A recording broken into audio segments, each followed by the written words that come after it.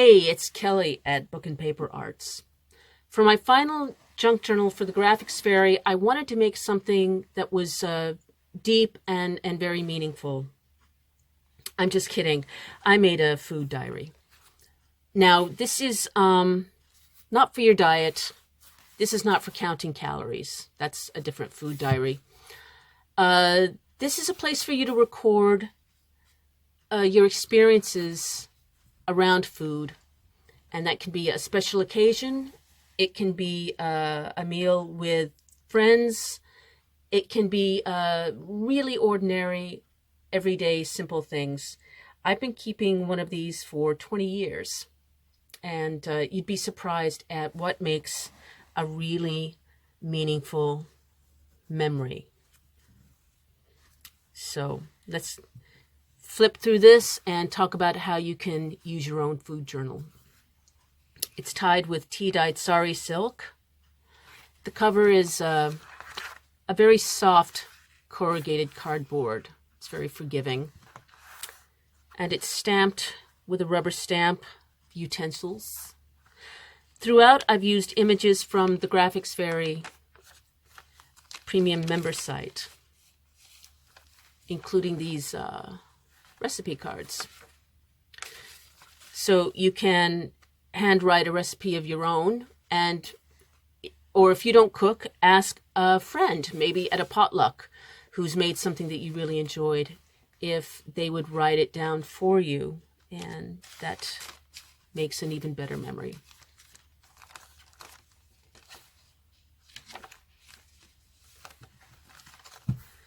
Most of the pages here are tea-dyed or plant-dyed, so we're getting a little food cross-referencing here. This is one of the pre-made pockets from the premium member site, and it has green beans. They come, you just print them up. They have tabs, which you then glue down and can fill with a little bit of note cards.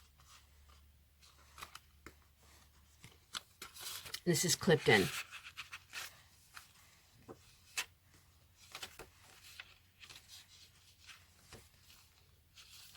I've gone a full tilt junk journal here because this pocket is made from a bag from the deli counter at my supermarket.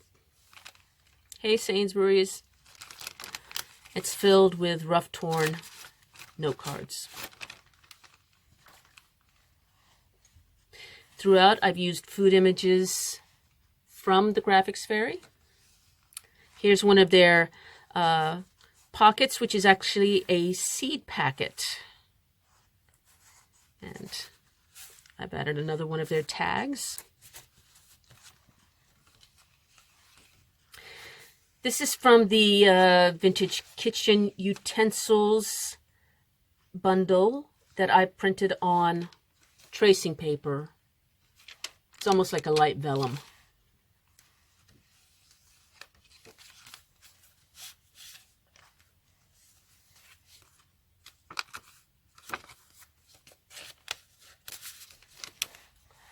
This is another pre-made envelope that makes an excellent pocket from one of the botanical bundles at the premium member site. And inside, there's a little faux menu. And these cards that I've used throughout are ones that I've made from a vintage dictionary. And I tore out some of the images that had to do with food and glued those to note cards, so you can use this for drawing or note-taking. This is a mate leaf, so if you drink mate tea, that's what it looks like. Maybe you went to a farmer's market. If you did, then you can tell yourself a story about the farmer's market. What kind of day was it? Did you meet anybody? What did you buy? And what are you going to prepare?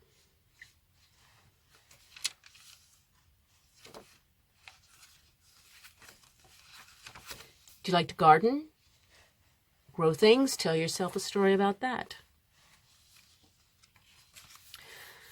Don't forget your coffee cups and your teacups. I like to drink tea when I'm reading. Do you? If you do, you can maybe write a little bit about the latest book that you're reading.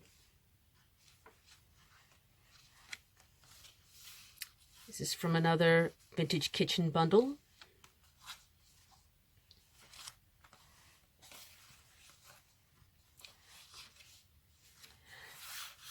These papers are pink and they are dyed with avocado pits,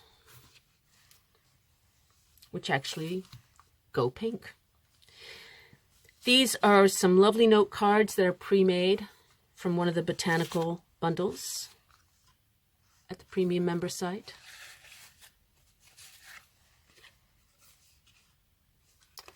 With some space. A great way to add layers to your food journal is to make a list. And these note cards are a good place to add your lists. Could be ingredients for a meal. It could be a shopping list. Lists. I love my little journals inside of journals. And this one's made from a grocery, little bit of a grocery sack. And inside these pages are, guess what? They are made from used coffee filters. Because I love paper and could not resist seeing what they would look like if I rinsed them and dried them. And you'd be surprised how well these linen-like filters will take rubber stamps. They work with gouache, with a pencil. So it makes a very nice little journal there.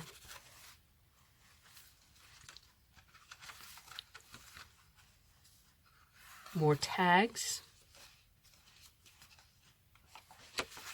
Another teacup from the Graphics Fairy that I printed on the clear tracing paper, and when you glue it to a page, it goes transparent and you get a lot of layer. Okay, a great way to add memories and layers to your food journal is to use paper ephemera. And that can be maybe a wine label or a bit of a menu. You can take a paper menu and fold it and add it to a pocket, or I sometimes take paper menus and tear them and make them into collage and then draw and write over them. In this case, this is actually the envelope that a bar of Baker's chocolate came in. And a friend sent that to me with some Happy Mail after she was baking. And it just happened to make a fantastic little pocket for tags. These yellow pages are dyed with turmeric root. So again, a little bit more food, playing with our food. And it finishes up with a little bit of wild onion.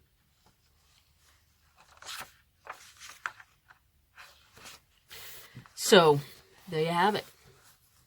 If you have any questions about how to make or use your own food journal, please just let me know in the comments below. Otherwise, why are you just sitting here? Get up and go make something.